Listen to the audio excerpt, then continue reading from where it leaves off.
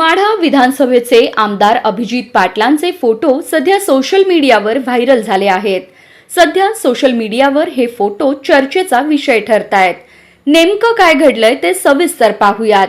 त्याआधी आपण जर आपल्या हक्काच्या राजनीती चॅनलला सबस्क्राइब केलं नसेल तर सबस्क्राइब करा, जेणेकरून आमचे अपडेट तुम्हाला लवकर मिळतील. राज्याचे मुख्यमंत्री देवेंद्र फडणवीस यांनी अभिजित पाटलांची धर्मादाय आरोग्य समितीवर निवड केली आहे. ही निवड झाल्यानंतर आता अभिजित पाटील पुन्हा एकदा भाजप नेत्यांसोबत कामाच्या निमित्तानं दिसून आलेत.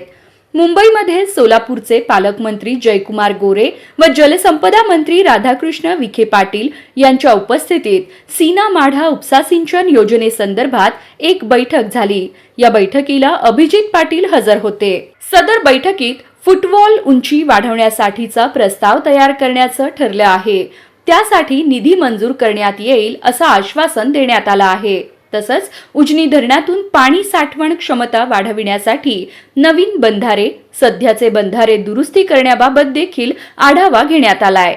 या बैठकीतील अभिजित पाटलांचे फोटो आता व्हायरल होत आहेत, जे सोशल मीडियावर चर्चेचा विषय ठरले आहेत.